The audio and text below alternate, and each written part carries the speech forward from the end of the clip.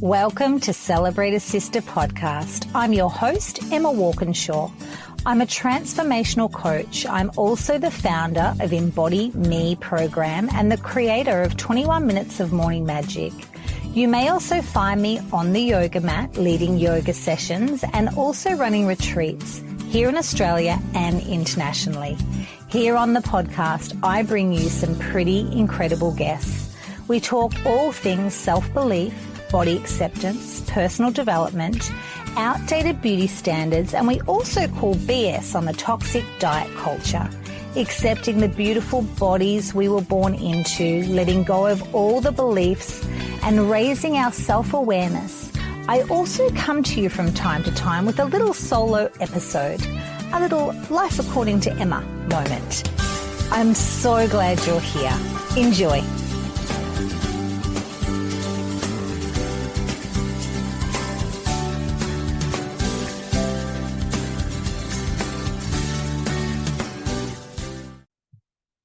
Welcome to this week's episode of Celebrate a Sister. And this week I invite back my dear friend and my soul sister, the beautiful Madonna the Goddess. Madonna has been here before on the podcast and we've done lots of beautiful things together. But welcome, dear friend. Great to have you back on the podcast. Thank you, love. It's such a pleasure to be here. Happy to join you today.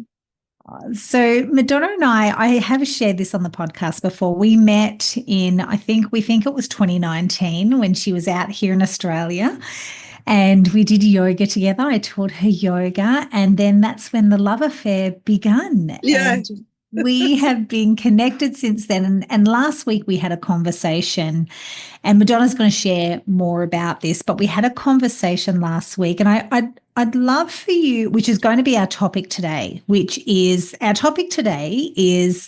life after a marriage breakup and life as a single woman in her 40s.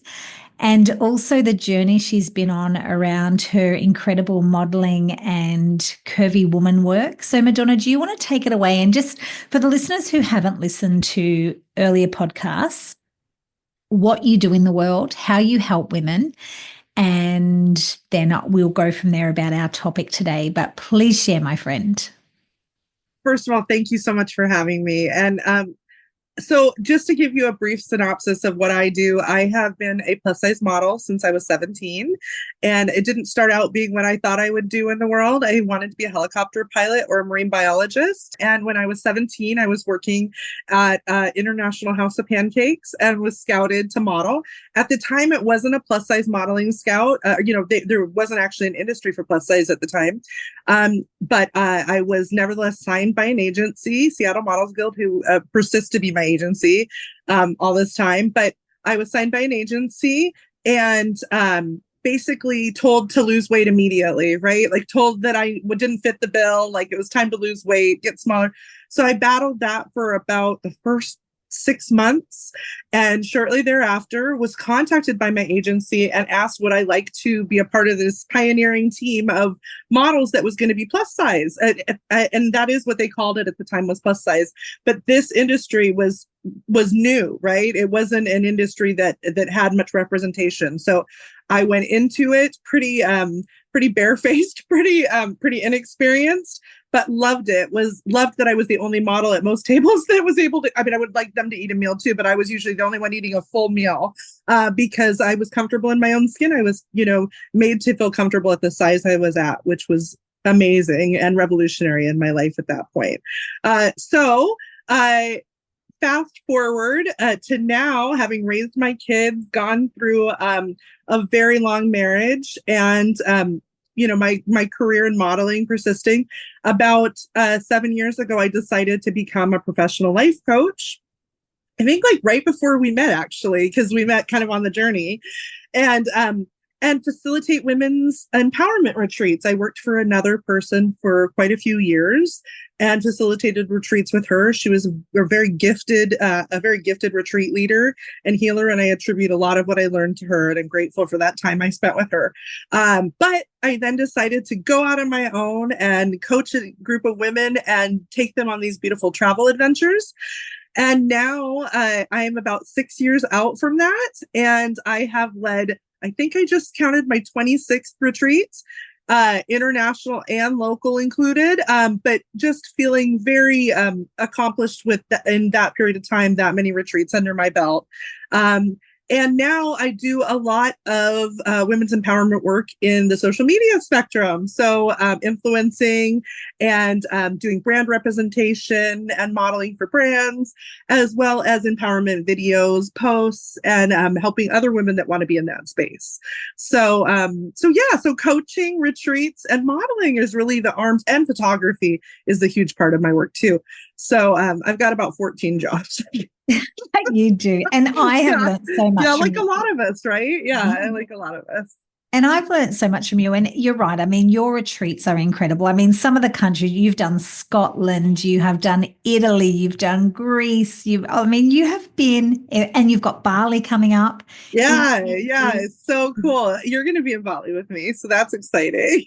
Yes, fingers crossed. Yes. But yeah, this year I have Costa Rica as well, which I think is going to be really exciting. I love going to Tulum. Tulum's a yearly destination. Adding a few in that I've taken out for a few years. I'll be going back to Africa next year. So lots of cool destinations coming up. Yeah. Oh, it's fabulous, Madonna. Unbelievable. And you have a very rich life. And you are so connected to women and you do so much good in the world. And this is the thing about the coach or the outward woman who is the photographer and she is the model. And, it's easy for one to look at you and say, oh my goodness, look at this incredible life. And yes, you do have an incredible life and look at all the work you do. But meanwhile, back at the ranch, I mean, you've been going through a separation and in your 40s and what comes with that, the emotion. So even are you happy to share? And of course, we're going to be incredibly respectful to your husband, and just for you to even just share, because I know a lot of women, this stage of life, there is a lot of women that are experiencing what you are, perhaps in a relationship where, before we hit record, I said to you, I certainly didn't marry the man I married at the altar is not the man I sleep with now. And nor is it the woman. And sometimes we grow together and sometimes we don't. And life throws us, curveballs, and we're raising children and all of the hopes and dreams we have. So thinking about your journey and where you're at in the life that you live now as a single woman and the emotions that, or the life that, I guess it's even the personal development that you've had to dig deep, honey. Yeah, for sure. So talking about the transformation from one life to the next, well, and not only did I go from being married for at the time when we've separated a few times, but the most recent, we've separated since we've been married 27 years and we have tried separating two other times, one at like 21 years and one at like 25 years. We tried again to get back together even recently, and a year ago called it again and said, this is not going to work. I remember talking to you at length about this, and it's just not possible. But so what I was going to say was, not only did I leave a partner I'd been with that much of my life, my two children simultaneously were out of the home. So it was just a complete transformation of my life, what my life looked like. My life being taking kids to school, going to their sporting events, supporting them for their sporting events, supporting them in their college, supporting them to them really being self-sufficient in their lives, working in their careers. They're both in nursing, both of my kids, both are done with school, both are happy in their lives and settled. I mean, of course, they still need mom from time to time, and I need them many times, but I could tell that the path had been laid out by the universe for me to do deeper work with women and to be free to move about the world, if that makes sense, and that all being simultaneous with losing a marriage. Like I joked, this isn't really that funny, but I joked even recently, I said, sometimes I feel like I filled a passport and lost a marriage. You know what I mean? Because all this travel accomplishment, and I can't help but wonder sometimes if a lot of the failure of the marriage sometimes falls on me, which I think a lot of women do. We fall into guilt, shame, right? The guilt shame cycle, where we might not think that for a man, that a marriage might have failed because he was a pilot or he was something that caused him to travel a lot, right? My dad was a pilot.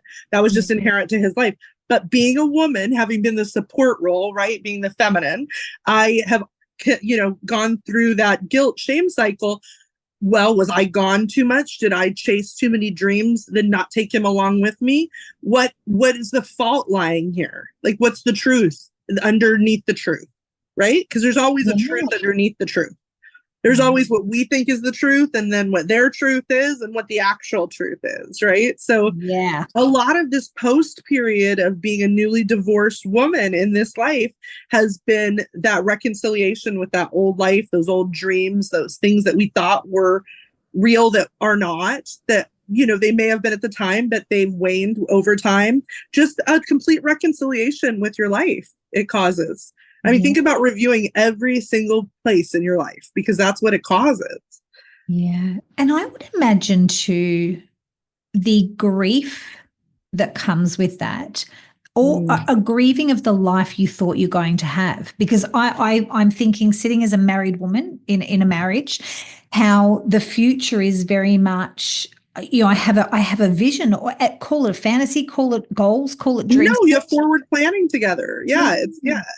And then for that to be, and particularly, and I understand, my children both moved out too, and as you know, I know, you went through the same. We go through, it's so interesting. Our kids at different same time periods, And I did actually say, thank goodness I like my husband. I'm still in love with and attracted to this beautiful man, because it would have been doubly hard, triply hard. Like, it just would have been. So that's what you experienced, was not just the grief of children and a new life, all that you knew your life as, and then the marriage. It's massive. Well, and not to go into too many, we were talking before we even started that I do suffer with some ADHD. So I apologize if I skip around a little bit.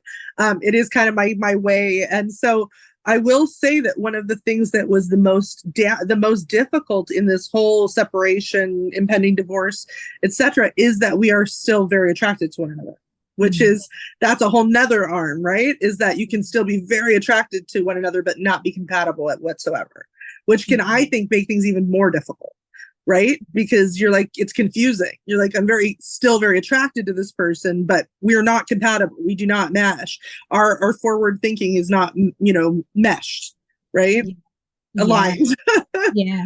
That is because, and I can only speak from my own experience, that would just be such a soft landing. The physical connection is so healing, and we know it's sexual healing. We know that it's deeply healing. And then you've got this soft landing that feels, on one hand, what you need. But then when you say that, but knowing that, but we're not compatible, that must be the tricky bit of pulling that apart. Oh my gosh. And us being not compatible, I'm sure the first question that comes to your mind is why aren't you compatible, right? Like, if you're attracted to each other, you seem intelligent. I bet he's a smart guy. Why can't you be together? Wow. And 20 years ago, I would have thought that. I really would have thought why we can push through this. But fundamentally, we've disentangled that.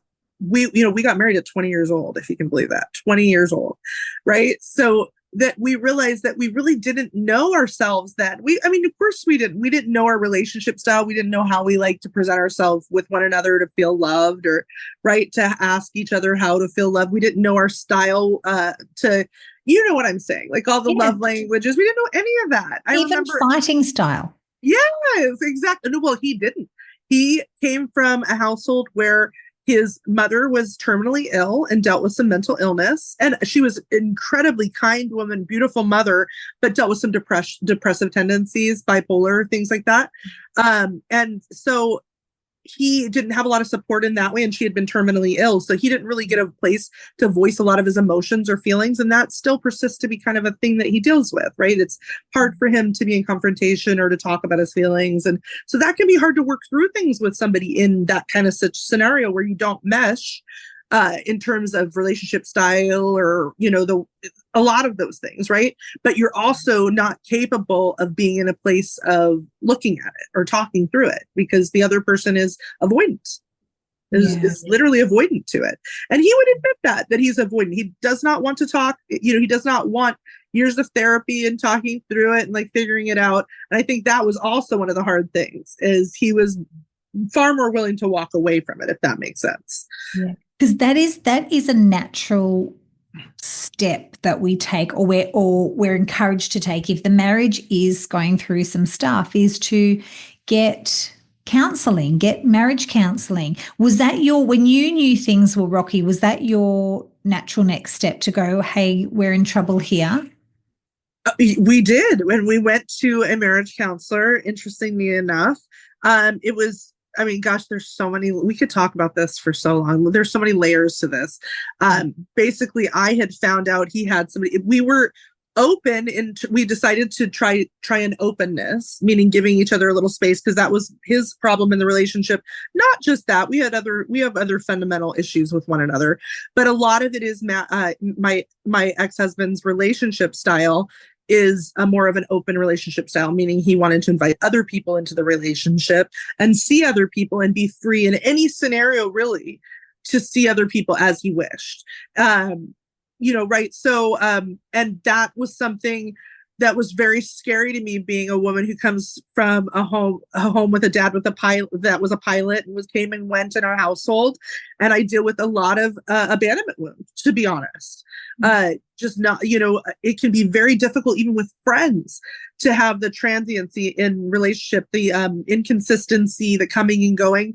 And to be honest with you, I married somebody that mirrored that in my life to a T, right? Like, this man couldn't have mirrored my dad anymore. Love my dad, beautiful person. But as a pilot, like, he was constantly coming and going in my life. And they thought it was healthier to not warn me, to just tell me after he'd left. So that was even more traumatic. You can't say goodbye. You can't, any of that. So then I get a partner who is avoidant. So he doesn't always tell you when he has something coming up. He might tell you the night before. He might tell you 3 days before. He may tell you 4 weeks before. I don't know. He doesn't know either. That's the problem. He'll avoid it and then blame you that he avoided it. Does that make sense? Like, yeah. Because, yeah. So not to get into too much, because I hate that, like, impugning somebody else for, I want there to be responsibility on both sides for what happened in our relationship. So, but yeah, please help me lead me back to course. So would you say so an open marriage is, for me, as an absolute married woman? Yeah. For me, if I was to think, if my husband came to me with that, I would be absolutely heartbroken. You've talked about the abandonment part of that. What, like, as a woman who has had, as you know, body image stuff, all of our listeners know my struggle with my relationship with my body. Yeah. Yeah, that would stack on top of that for me. So yeah. It's, well, I think it's such a nuanced thing for me, because it began by at 20 years when we had our first separation, or about 21 years when we had our first separation. He had admitted to me that there had been infidelities throughout the first 21 years, and just a few here and there. I myself had also had an infidelity. I had kissed a man in my 20s in a car outside of a bar. It was, just kind of like it was a decision I'd made a little drunk, and it was silly and it was impetuous. And I'd had a couple other indiscretions within that 21 years, but he himself had sought out relationships within that time period. Does that make sense? Like, he had continuing connections with people. And I realized that this was something he was going to seek out through our relationship. And he let me know that he either wanted to open our relationship and do that together, or to be free to do it on his own. Or like, it's weird even saying this, putting words to this, because you and I have talked about this one-on-one, but it's so deep, right? Like, we both come from very traditional families, very traditional households. And it's even weird to put words to it now, just to talk about it. But yes, it to this day, Emma, and this issue has been ongoing for us even before we separated. It was going on. To this day, I compare myself. You create these pictures in your mind. You compare yourself. There's stories you write in your mind. I don't care how healed you are. You know how much deep work I've done on my confidence, my self-image, the human that I am. It still causes deep pain and comparison is the truth.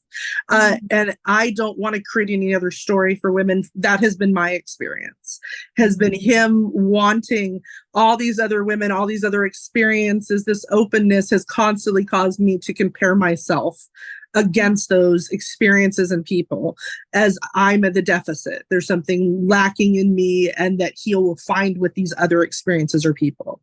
Right. So I don't know what deep work these beautiful humans that are experiencing that life on the other side are doing.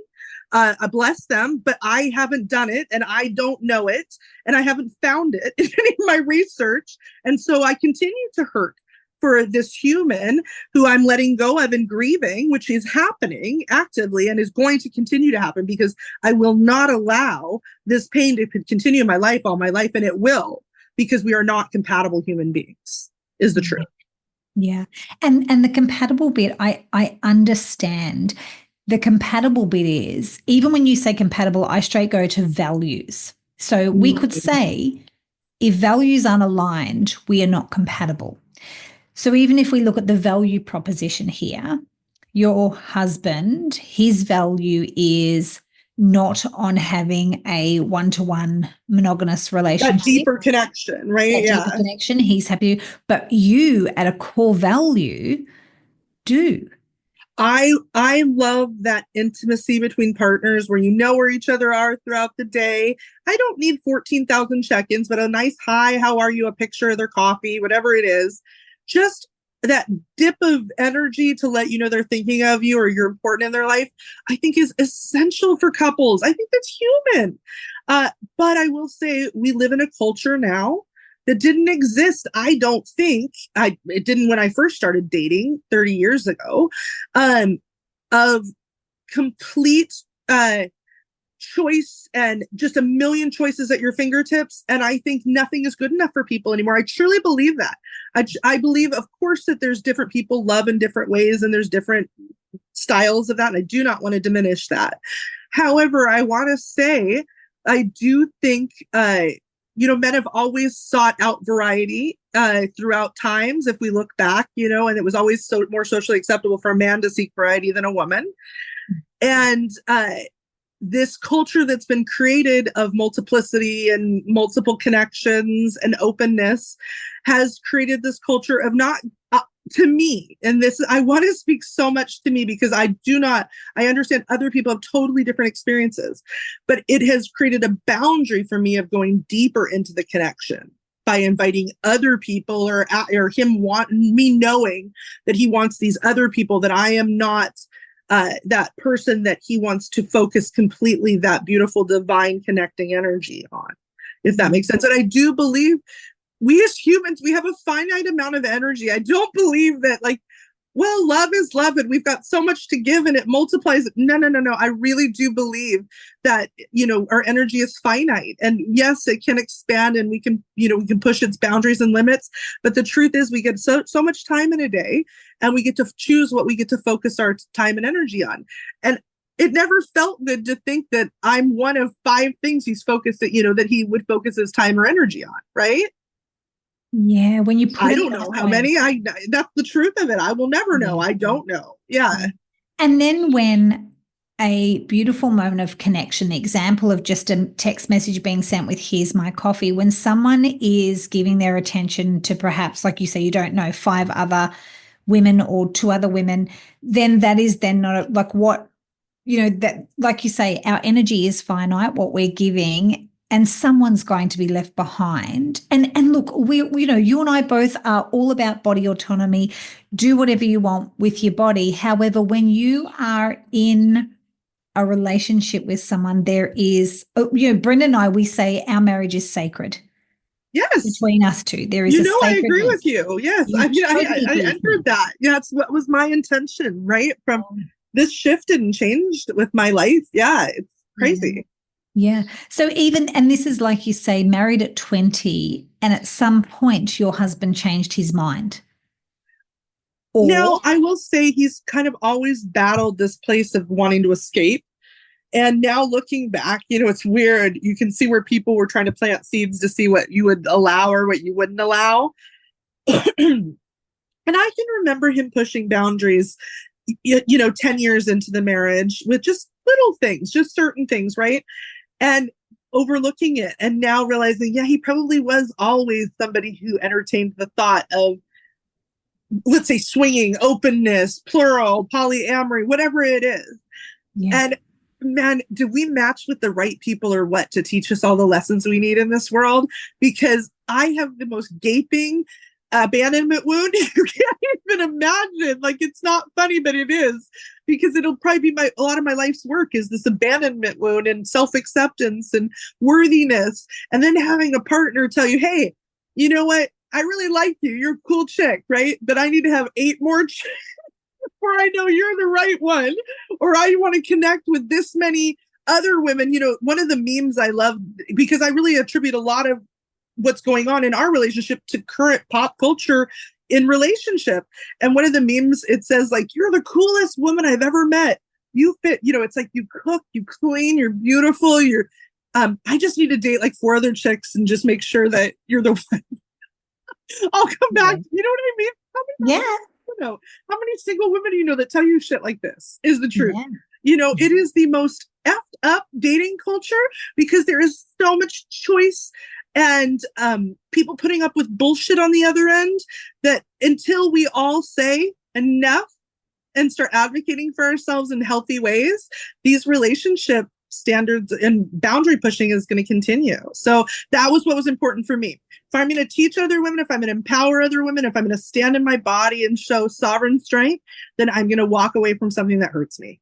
Then I'm going to walk away from this person that is not choosing me and not choosing. What hurt the most was he knows how much it hurts me. He knew how much it hurts me. He could see it in my face. He could see me aching in pain, and he persisted. It was that important.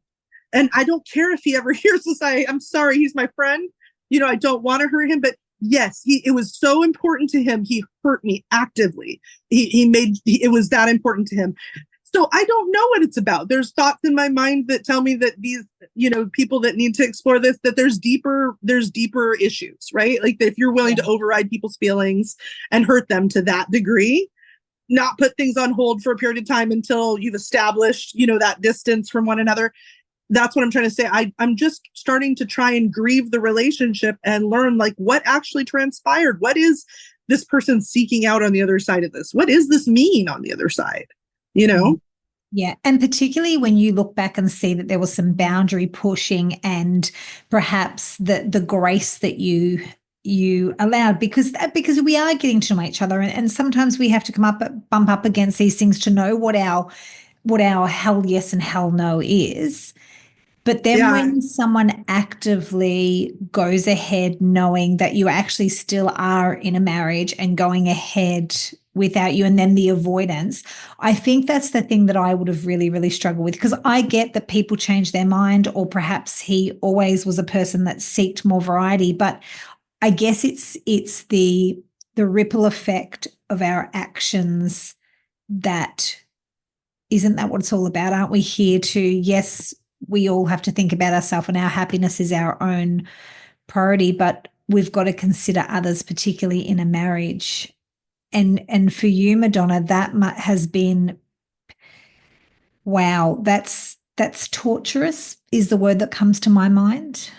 Like torture. It's torturous. And to this day, when I tell women, the shift and what's happened, and you have to understand, when I'm talking to him, this has been very normalized to him. So he's like, to him, I mean, honestly, there's a weird reaction. It's so helpful for me to be outside of the environment with him, right? To get the reflection from other women, but other men as well, right? Like, this isn't normal. That isn't the way you felt. Seems fairly justified if you're looking at relationship from traditional Western standards and the way it was set up and foundation in your relationship, right? Everything shifted right underneath my feet.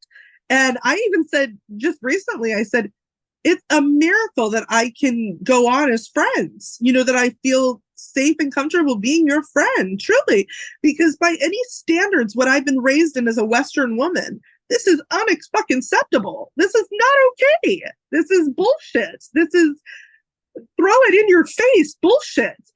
Leave me. Like, Yeah. yeah. So, but what I want to acknowledge in that even is I have choices in everything. I really do. Like, I have choices. I have the power to change and to walk away. And I did, I do want to share that the powerful step I took 5 months ago, moving to Mexico City. I decided to acquiesce, to pull my energy back and to leave and experience a different environment to see if that would help me, right? Like, shift and integrate this loss and grieve this. And I did some dating on my own, which was very interesting to reflect with other men, which would be a really fun podcast. Yeah. But it's so helpful to reflect with other beautiful humans, right? That can tell you what they see and what's true for them, and right, and reflect their truths to you. And Maybe, reflect back to you your values. yeah, Actually exactly. affirmed you, because if you've had a husband that's saying the opposite, normalizing having multiple partners, and then it's not, and then I would imagine at times, Madonna, you've lost hope and thought, are all men like this? Am I the crazy one? That is so well said. And again, like, it's the father of my children, much love to him, but exactly that. Like, are they all faking it? Is that all they're, and I'm not going to lie. I do think I'm learning a lot. I'm not saying men are faking it, but I'm saying men, there's a big issue going on in the dating culture. I'm not gonna lie. It's a shit dating culture. If things just don't fit perfectly, if people don't react exactly the way that I want them to, it's just as easy to hop back on an app or to block and delete somebody than to power through and get to know somebody and the nuanced way that they need to be loved, right? Like, I do think that there is a deeper issue going on in our dating culture, men and women. What women are willing to put up with, what men are putting out. What the push pull in commitments. I'm sure a lot of women are like, oh yeah, like, if from dating culture from 30 years ago to now, it's night and day. It's not even the same thing. Yeah, yeah. And like when I think about, on one hand, I guess it is helpful dating app in terms of if you are inclined to want multiple partners, or you are inclined to want to be polyamorous or be bisexual or whatever else, at least I feel like in the apps and the dating, you're able to then be really outwardly open about that. Now, yes, I think that's the benefit of now, because people can actually just show up as themselves and not that hiding thing. But then when we flip it to what you're talking about, which is the classic dating that we knew many years ago, we're 70s babies, 80s babies, when you would meet someone. But now what I hear from my single girlfriends is exactly this. People are getting, or men and women getting on apps, maybe second divorce, perhaps, and I'm going to say it, Madonna, perhaps leading with their wounds. So then the relationship never gets deeper, because it's just easier. The minute you get a little bit uncomfortable is to block, delete, move on, next person. Right. Yeah. As we know, in relationship, you have to work out if your values align. You have to actually work through that stuff. But that's wherein lies in these dating apps. They can just switch off and move on to the next person. But I would imagine that's it's time consuming, it's hurtful, it's not great for your self-esteem and confidence. Well, yeah, exactly. Because you're getting these connections that are starting and stopping every, I don't know how often. It's hateful. It's probably like every 8 weeks, 6 weeks, something like that. And it takes a lot of your personal energy out. And I have to say, as a confident businesswoman, I can shake it a little bit. And it's caused me to have to decide, like, to really discern, like, where to share my energy, if that makes sense. Yeah. Totally. So what do we think the answer is? Do we feel like, as a woman now dating in your 40s, is it about saying no more apps and I'm actually going to go out? I think it's okay, darling. Go out to bars and clubs and restaurants. Is this even possible? Do people go out anymore, or are they just reverting to apps, and once they hook up, then they actually leave and go out because they've actually got a shored thing? They've actually got a date. Yeah. So I think that there's like, now ask me one more time just so I understand, so I make sure I Do answer that you properly. feel like, is it possible?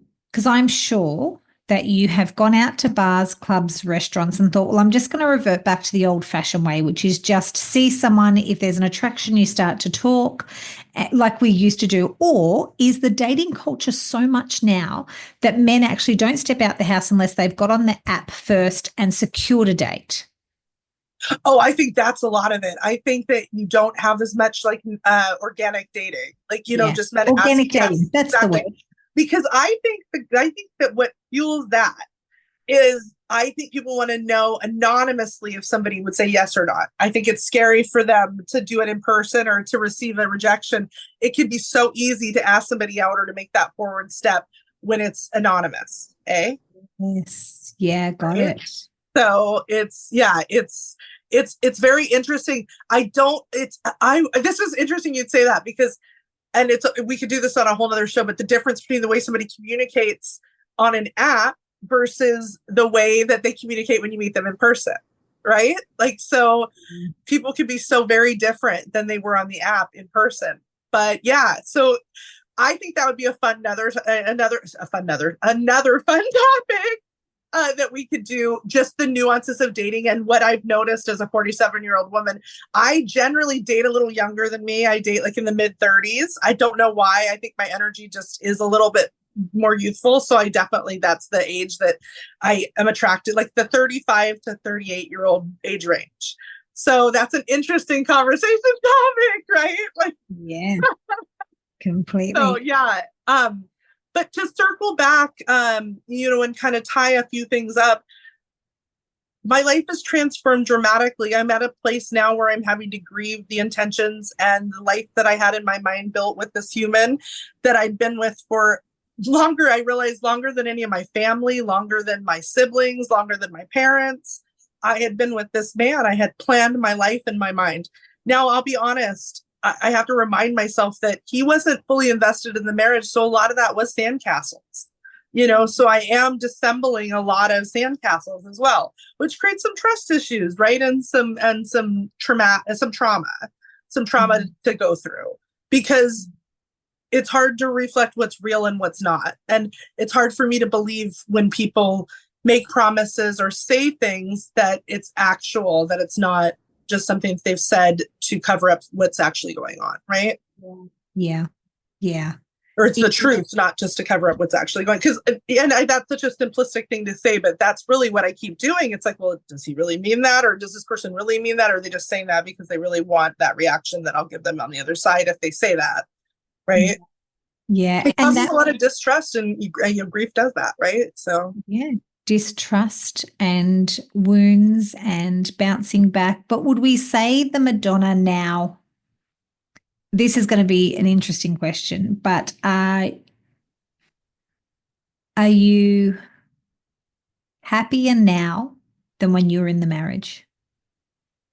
okay, so I want to give the most honest answer I can with this.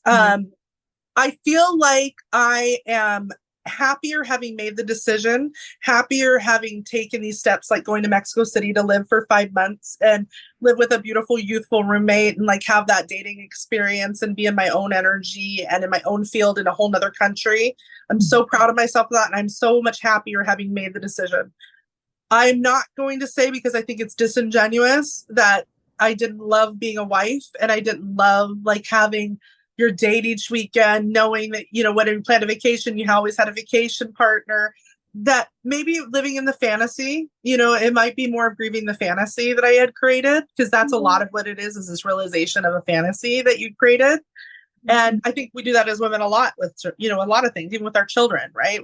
With anything. And so I guess, yes, I'm so happy that I've taken this sovereign step and I'm powerful and strong as a woman. And I've decided to be firm with my boundaries and live the life that feels good to me and aligned with who I am. But I do love being married. I do love being a partner to somebody. I did love him. And he was somebody that I had planned on spending the rest of my life with. So grief is an omnipresent feeling for me. And some days it's harder than others. Some days it's easy. I want to go out and dance with my friends and go to a bar and have drinks, and I'm great. Other days I want to listen to sad music and and ruminate in the feelings a little bit. So I have to pull myself back, find the happy medium somewhere in there. Yeah. Yeah, it's weird. I think a lot of women might relate to this going through divorce, especially when it's like you were married young and it's midlife that you're going through the divorce. I feel like I'm a teenager again sometimes. I'm going through these feelings and these things that I did when I was literally a teenager, right? Like it's so weird. These breakup feelings and just yeah. Don't you remember when you go through a breakup, you'd act out and you have these thoughts and you wanted to dress up and you wanted to change your appearance or you wanted to do this? It's like all those things still go on as an adult, as a divorcee at 47. That maybe even more because you have the means to take care of it, to go do it. Yes, let's do that. Yes, let's do that. So Madonna, you have definitely been through a journey, and I hope I'm sure some of our listeners relate. A marriage breakup is a marriage breakup. So if we think about future Madonna and we think about her hopes and dreams now that have shifted, what's now your hopes and dreams as a single woman? Oh my goodness. My hopes and dreams now are so different. And I want to say that I'm very glad and blessed that I had my children young. So I've raised my children. So I've had that experience. I've had a marriage long marriage. I think all I want for now is peace and balance in my life, and mixed in with some wild fun, right? And a lot of pleasure in my life. But I could do without the wild pendulum swings for the rest of this portion of my life, which is what I think I experienced a lot being in a marriage where somebody wasn't happy and wanted to leave, right? It was a lot of chaotic energy in our relationship, toxicity, and codependencies. Whenever somebody's pushing and pulling away, there's codependencies created and there's toxicity. So, yeah. So the future that answers the question. Yeah. So you're going for peace and calm, the pendulum not to swing how it was, and just that real calm. And I have no doubt that you will find and great love again. Great love again. I'm a lover. So yeah, I can't wait to love again. I don't know what it'll look like. I don't know. I still believe in marriage. I still believe in love. I love love. I really do. I think love is amazing for humans. It's healing. It's transformative. It helps us so much in our lives. And so I am not at all closed off to love, but who knows what it'll look like. I guess I want to add, one of the things you learn as a woman navigating divorce at this age is honestly, I might not have been as prepared as I should have been for this to happen, and creating some more independence and preparation in my life, monetary and emotional, right? Like being prepared for, I would call it not putting all your eggs in one basket. Yeah, I tell every woman, no matter how happy they're, and I'm not just talking about infidelity or a man leaving, there's other things that cause, but always know your finances, know how you would leave, know how you would take care of yourself, maintain your outside friendships, maintain your family connections, regardless of your part, right? Like all those things, because we just never know what's going to happen, whether it be, just happens, like it's just a life event, or somebody does leave or hurt us, whatever it is. We're so much stronger as humans when we still have our independence, right? And it can be very easy that many years into a marriage to lose all sense of independence or who we are, right? Yeah. Self-image. I agree. I think the biggest one there is, knowing your financial position and financial freedom without, knowing that you're great together, but also I can take care of myself and I actually know our finances. Yeah, without a doubt. I think I don't know. If I had known because I think in a marriage, a lot of times we got married at 20. We made financial choices and decisions. He might have made those decisions to please me at the time, not wanting to speak out how he felt. I might have made those decisions emotionally because I wanted to make myself happy with a purchase, whatever it is. We didn't speak up as you would now, probably like, no, that's not a great idea. I've been saving for many, many years. I don't want to waste that money on this. We'll wait. Whatever it is, you'd voice the way you feel and you'd have a place. we started with all those codependencies, all those poor behaviors. We started off on such bad footing, as well as add in that we don't actually match relationship styles, because this is a person that wants to be with not just one person their whole life.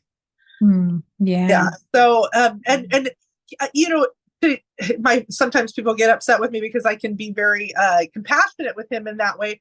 But we were so very young. Like, I would think that would be hard at a younger age to even put words to wanting that kind of relationship. So I do have compassion for him in that respect. That we grew up in a time that there really that didn't really exist. That we knew about. So moving forward, the next relationship with this next incredible man, there are going to be some great conversations had at the get-go that are now in a mature, and like you say, of course, you're married at 20, but now as a mature woman, knowing what you know, and he will come to the table knowing what he knows, this next incredible man in your life, and then having these conversations like adults. And the first thing you're going to ask, and if it's not you, I'm going to be asking him, are you a one-woman man? Yes. Because if you're not, yes. Yeah, this is a misalignment. We've done this one. It's the thank you, Emma. I think that's so important to say also. I think we were just talking about this the other day, but I think it's so important, and there's nothing wrong with telling a partner how you need to be loved, showing them your wounds, saying, I hurt here. It's going to make me cry, but please don't scratch that. Like, please don't do that if you're going to be in connection to me. That's too much. Like, loving somebody exactly where they need to be loved, that makes them feel safe and protected, and they don't feel scared or in fear that somebody is going to leave them if they're living with an abandonment wound. Love them right where they're at. If you're on your phone excessively in front of them and that's a wound that they have, say right off the get, I'm messaging a workmate. I just need to check in and give some passwords they didn't have. I just want you to know I'll be right back. Things like that. That'll be very important. Yeah. Absolutely. Obviously, it's very emotional, but they'll be very important to me, that a partner that I love in the future knows my wounds, and they're tender with those places for me. Does that make sense? Like, and also vice versa, his. That's 100%, because men, it's this, we don't know, it's the same. I like to joke, same, different, like same, but different. They have wounding too. It may not look like ours, but it is just as tender and needs just as much loving care. And I am so happy to love a partner and to act tenderly in that way and hold their feelings, in my hands. So like I said, the most important thing that will persist for me in a future partner will be that they know what I came from. They know the pain that sits inside of me, because even when we heal from those wounds, they live with us, right? Yeah. That's the sad part. We can heal from them, but the shadow of them lives in us. So it can have life sometimes still, right? So if our partner knows that we have that wounding, knows that we're in pain, maybe, from my background, knowing the texting, knowing if they're late to just check in, because the late was a huge issue for us, huge, just unbelievable issue to have any accountability with time. So having a partner be tender with time, outwardly messaging in front of me, things like that will be extremely important moving forward. And I really hope it's just as important to that partner to love me in that way as it is for me to love them in a way that makes them feel safe. Actually, you know what? This is for all of our listeners who have perhaps been through a marriage and they're at the place where they're potentially wanting to invite a new lover into their life, like you are at Madonna, that place. We hear about the list, what we want from a man, but and we hear about the manifesting list. We've heard that for years. But perhaps it's about, like you're just explaining right now, Madonna, maybe it's about a time where we sit with ourselves. And even if you're married, you can do this. I feel like, we sit with ourselves and we actually write our list of all the ways that we want to be loved. So when he arrives, we can actually say, I'd just like to share with you the ways that I'd like to be loved. And now I'd like you to let me know how you'd like to be loved. Oh, I love that. I hope you remind me to say that. Yes, I love that. Exactly. Because that's the deep communication. We don't need when we decide, we don't need to say, I love the saying, we all want tall, dark, and handsome, whatever we want.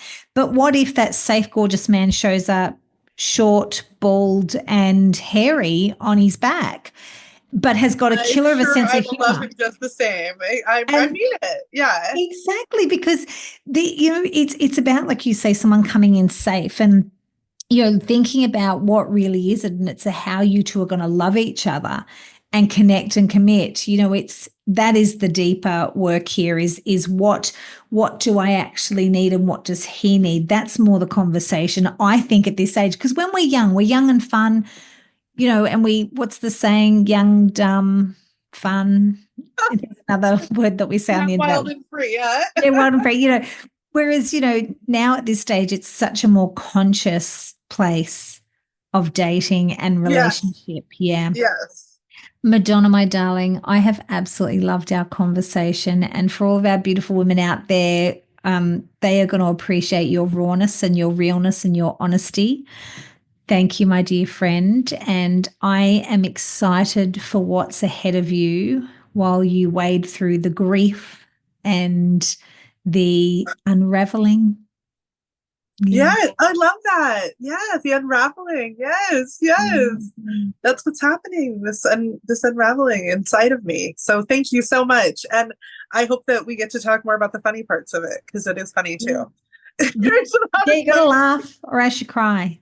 So thank you, darling Madonna. No doubt, everybody, we will keep you updated when the next podcast, Madonna, will definitely, next podcast we talk on, you'll have met the love of your life. I know you would have. Oh, wow.